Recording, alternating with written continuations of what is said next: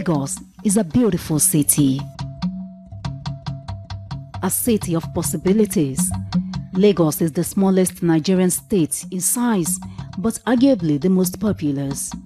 It is a major financial hub in Africa with unarguably the highest GDP on the West African coast. Lagos houses one of the largest and busiest ports on the continent. Its economic prosperity attracts all and sundry. Statistics shows that at every 5 minutes, at least 2,000 people enter Lagos on a daily basis from different borders. But not many of these visitors return to their states after their first visit. They all want to share from the prosperity of a city whose economic stream never runs dry.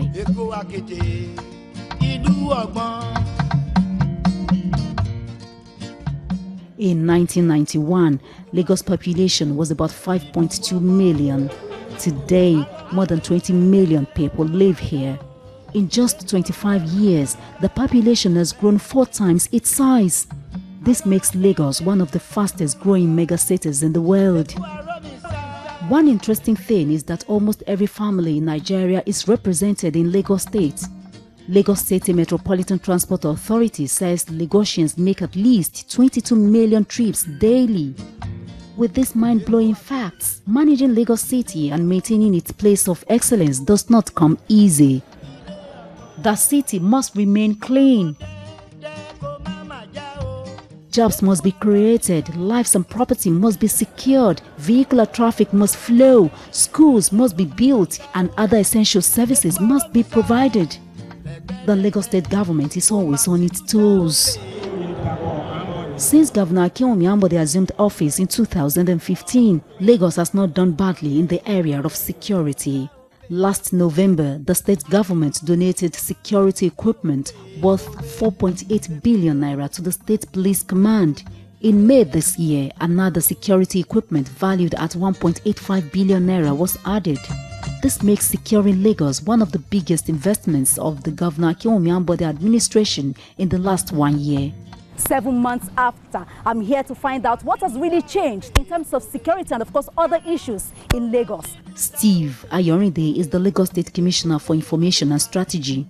He was a guest on the last episode of Inside Lagos last year. Inside Lagos crew decided to engage him again. We wanted to know how safe is Lagos after the record donation to the police. Hello, sir. We arranged earlier in the week to meet at the State House and take a trip round the Center of Excellence. Yeah, it's 3 minutes before recording. 3 minutes before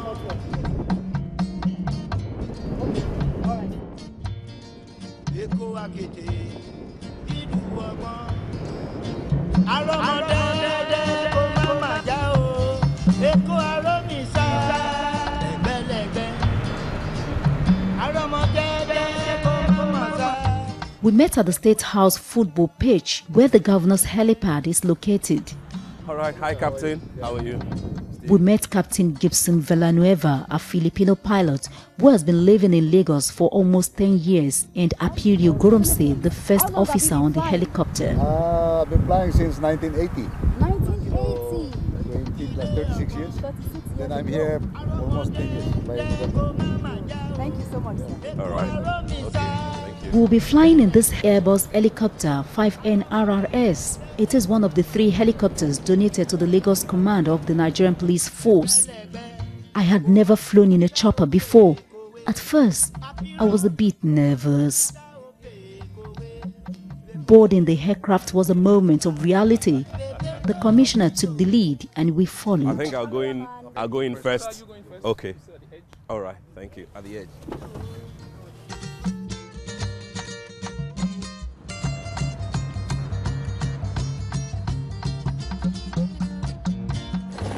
The pilots did their routine checks and off we went.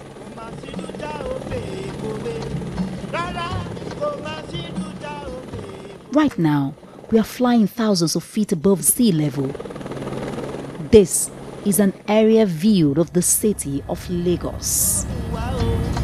Its beauty is without a shadow of a doubt. Are you okay? I'm okay. No phobia for the heights. Take it easy. Just swallow your saliva. I guess my fears disappeared the higher we climbed. So we got started. Okay, we are going through Oshodi, from Oshodi to Apapa now. Apapa, yeah. That's our route. Yes. And I want to know why Governor Nyambode is investing on security.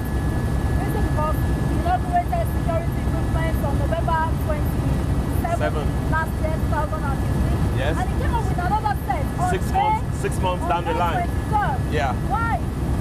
Because nothing will work. Everything will have amounted to naught if security is not top-notch. The first responsibility of every responsible government is to secure the lives and property of the citizenry. It is a constitutional right that is enshrined in the Nigerian Constitution. It is the duty of the governor as the chief security officer of the state to ensure that the state is livable, the state is safe, the state is secure, before we can start to talk about cleanliness and prosperity. Prosperity cannot come where there's no safety. Prosperity will not stay where you have kidnappings, where you have killings, where you have kidnappers, where you have terrorists. So Governor Nyambode is giving us his best shot to say that this is the 5th largest economy in Africa. And therefore, in order to sustain that and to continue to improve on the profile of Lagos State, a Lagos State whose IGR totals more than those of 32 other countries in Nigeria, deserves every security concern, every security plan that the governor is giving to it. I want to know how it has helped in improving security of Lagos State. A lot. It has improved security a lot. I mean, people tell us that are we trying to be like Brazil?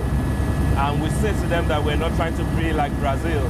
The traffic situation in Brazil, in Sao Paulo and Brasilia is so bad that there are more than 400 helicopter taxis moving people from point A to B. Those who couldn't stand the traffic. But the traffic in Lagos is not that bad. It's not anywhere close to that, because through Governor Nyambode's intervention in the last 1 year, we have seen that more roads have been constructed, rehabilitated.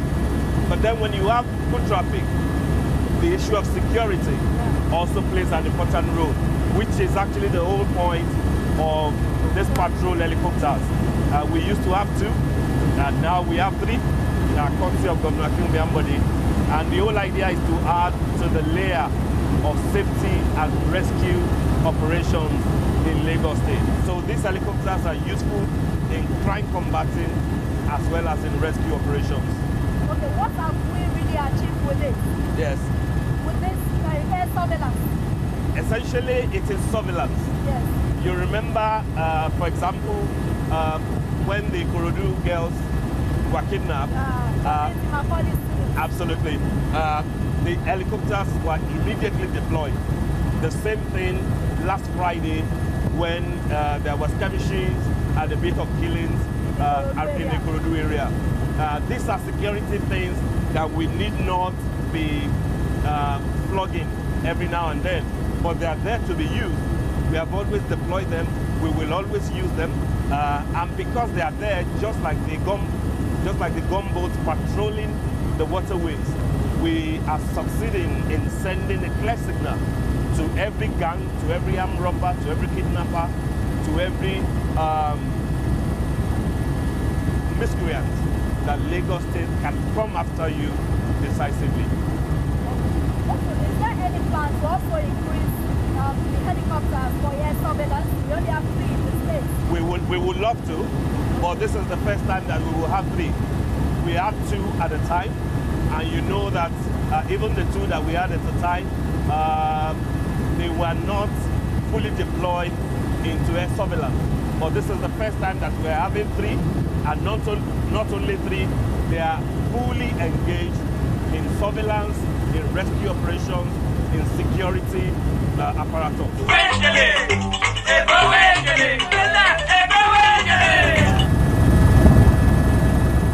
As we flew above the Atlantic City, I decided to ask about the projects. Now we are approaching the Atlantic City. We are on the island now. Yes. What is the state of the Atlantic City now? The Core Atlantic City project is on course. It's a PPP project that the Lagos State government, endorsed. We believe that it will soon come on stream. They have their targets and they are clear about their goals. By the time the Core Atlantic City will be ready, we're talking of a brand new city, something close to Dubai. 250,000 Lagosians will be living there. Thousands and several thousands of jobs will be created, and you will have a city on the Atlantic that you can be proud of. So the work is ongoing. It is not Lagos State money, it is private investment, and this is good news to us, and we support it with our whole heart. Now you can see all the buildings coming up, work is going on simultaneously. Everywhere has been mapped out, all the streets are clear, all the roads have been laid, and don't forget that this was where we had the Lagos Marathon, our closing ceremony, so this place is opening up. It will open up. It will be a fantastic city by the Atlantic Ocean. This is not our Atlantis, this is our Eco-Atlantic City. Okay, how far can this administration take this Atlantic City? This Yes. administration, how far can it take the Atlantic City? The Eco-Atlantic City project? Well, the governor can be directly involved. The job of the governor and his administration is to create the enabling environment for this sort of projects to continue, to thrive. When investors see that Lagos is calm, Lagos is safe, Lagos is secure, businesses are booming, it means that this sort of a project will go on without any hindrance. But don't forget that Eco-Atlantic City is not the only project that is dear to our heart. The Lagos Smart City project is also coming. His Excellency the Governor was in Dubai 2 weeks ago with the Honorable Attorney General and Special Advisor on Investment and Overseas Affairs to sign the MOU with the Dubai Holdings and the City of Dubai to recreate the first ever smart city in Africa. Dubai is well known for smart city projects. It has extended to Malta. It has extended to Kochi in India. Lagos will be the first where you will have another of such smart city where things will be wonderful, where life will be beautiful, where everything will work according to technology, where you will have schools and institutions, hospitals, roads and train services all linking the Eco-Atlantic and linking other parts of Lagos with an airport not far from the smart city. So we say to Lagosians, we say to the whole world that a new Lagos is emerging thanks to Governor Akinwumi. A new city is coming in Lekki called Eco-Atlantic City, and Lagos will be able to rank and compare with any of its peers anywhere in the world. Okay, it's like we are at Lubiri now on the island. Yes, These you are can some see of it down the there. Lagos homes. Absolutely. Now tell me, what is going on with the Lagos homes? Oh, Lagos homes are on course. Lagos homes. Yes, Kim, they are on course. We needed to wait for a while to review what has been done, to assess authenticity of some of the claims, and you will see from what we have done so far that some that have been earmarked for sales are being sold already to those who qualify. A good chunk of them will go into the rent-to-own scheme, which was one of the things that Governor Akinwumi used to campaign. What is the point of asking junior civil servants or teachers or young journalists or traders to come and buy homes that they cannot afford? But if it is a rent-to-own scheme, as it is done elsewhere abroad, it means that what you will have been using as your rent becomes equity into you ultimately owning that property. And those sets of rent-to-own properties would soon, go to the deserved owner, while Ilubiri which is the biggest of them all, will soon be attended to. It will be given out to a private investor who will complete it and turn it around into a wonder by the sea. And you'll soon see what will happen to that place.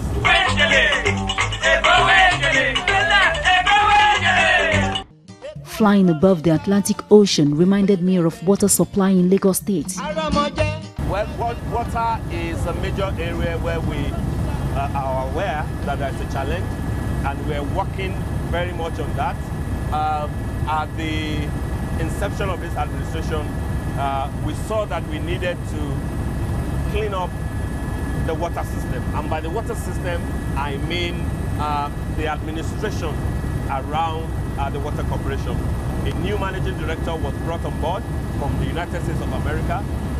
Everything that looked like act of sabotage, particularly in dispensing chemicals, procuring and dispensing chemicals, have been dealt with. So it's a new dawn for the Water Corporation in Lagos State. The supervising Ministry of Environment, is on top of the game. The new MD is in place, and we're trying to move from the 40% Lagosians that have access to pipeline water to about 60-65 in the next 1.5 to 2 years. We're working very much on that. But first and foremost, let us ensure, which is what we are working on, that the 40% who have access to this water enjoy it to the best, that we can deliver. And we're delivering on that promise.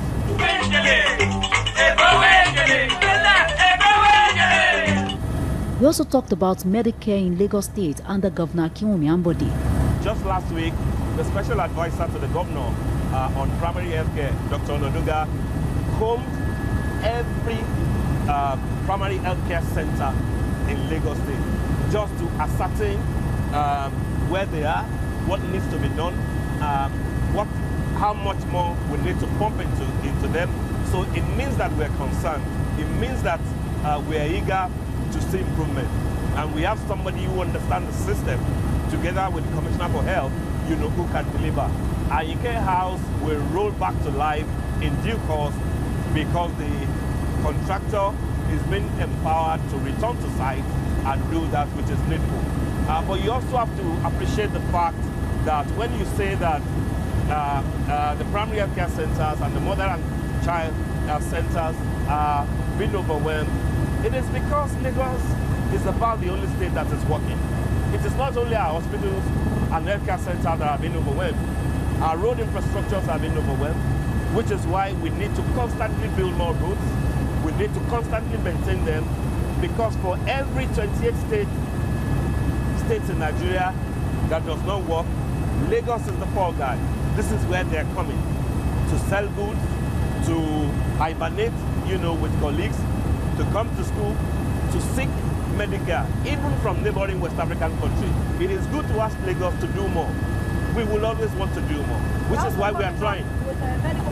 How about asking other states in particular to also begin to reinvent themselves? We believe that in about 2.5 years, when it will be ready, we will have put the complete end to the issue of people seeking Medicare abroad, at least for Lagos State citizens, including Lagos State government officials, because it will be a world-class medical facility. The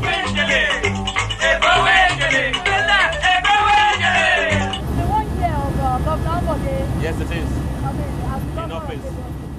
I took the commissioner up on how Lagosians perceive Governor Akinwumi Ambode's administration. Feedback are you getting from the people? Impressive, commendable, because part of what we do, particularly in our ministry, is not just to give information out, but to also take feedback to the government so that we can know where to improve upon what people are saying across demographics, those who are not so educated, those who are huge and large on social media, the elderly and the pensioners. It has been one commendation after the other. Of course, there are a whole load of other areas where we need to improve upon. But people are saying that in just 1 year, if you have been able to deliver like this, without any untoward showmanship, without anybody acting like a stuntsman, without overly dramatizing the achievements of the last 1 year. People are saying that they are glad that they have voted the son of the teacher, who is a cerebral accountant, who understands how money works, who understands how to manage resources in Lagos State. They are full of appreciation to the governor, and we are happy that at least they are expressing that appreciation to us. When you said that Governor Abode is a silent achiever, what kind of a person he is? You have described him. He doesn't jump up from the rooftop to say this is what I've done. Remember that the last campaign message that was put out just before the election, more than 1 year ago, was the poster that said, "Let my experience work for you."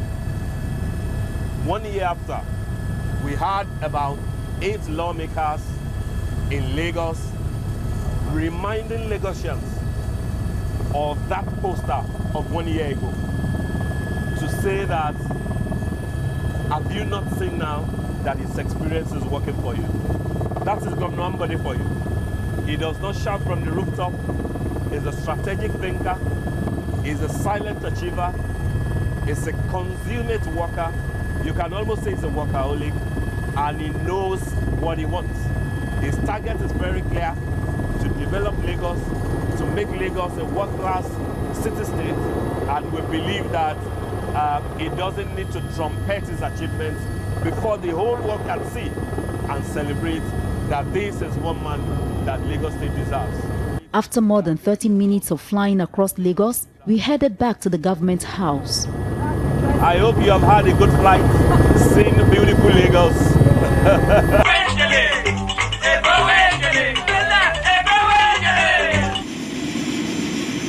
As the helicopter landed, I asked Steve how soon Lagosians can start benefiting from the much talked about 25 billion naira employment trust fund initiative of the state government. People say that the Employment Trust Fund of Governor Ayorinde July will end up in APC's members' hands. What would you have to say about that? That will be unfounded. That's not true. I'll tell you how the Employment Trust Fund will work. There is 6.2 billion every year out of the 25 billion earmarked for the 4 years. 6.2 billion will be made available to start-up businesses. Either you want to revive a small business or you want to start one. Young entrepreneurs, people with bright ideas who can source funding from banks or other financial institutions. The key word is start-up business or small enterprise, to either revive it or to help you start it up. How would they go about it? Ordinary man, how can ordinary person go about it? The modalities will soon be rolled out. What has been done is that the law has been established, has been passed. The first tranche has been made available. The chairman, and Mrs. Omodwe Kairu, former FRS boss, and the committee have been put in place. Now they are at the rudimentary foundational stage, making sure that the wherewithal that they will require, is in place before they start disbursing. They will first have to identify those who need the money, and they will have to make, an expression, publish things for people to apply. And those who will get the money will be something from 100,000 naira to about 1 million naira. Are you saying that the only people who will need that sort of amount to start businesses are only APC members or are only politicians? So I say to you that it is not true. In any case, is APC not the largest party in Lagos State?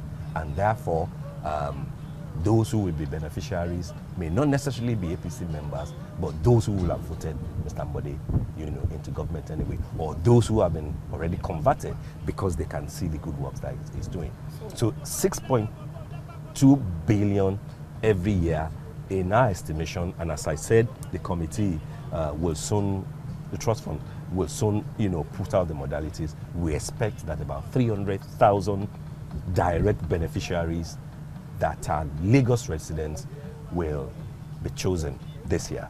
And of course, there will be indirect beneficiaries of twice, if not thrice, the amount of the people that will get the money directly. Because if you're a barber or you're an artist and you employ 1 or 2 people or 3, it means that those employees are also direct or are also indirect beneficiaries of the employment trust fund.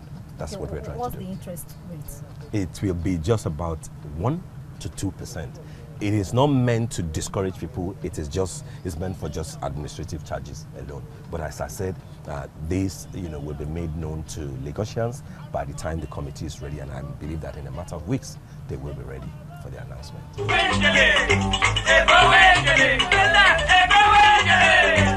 All right. Thank you so much. Anytime. Mr. It's always. Ayorinde, You're for coming welcome. up again on Inside Lagos. I must confess, this is the scariest interview I have ever had. Is it a question of phobia or? But many thanks to the pilots, they made it happen. For the safe Our flight. pleasure. Thank you. Thank you.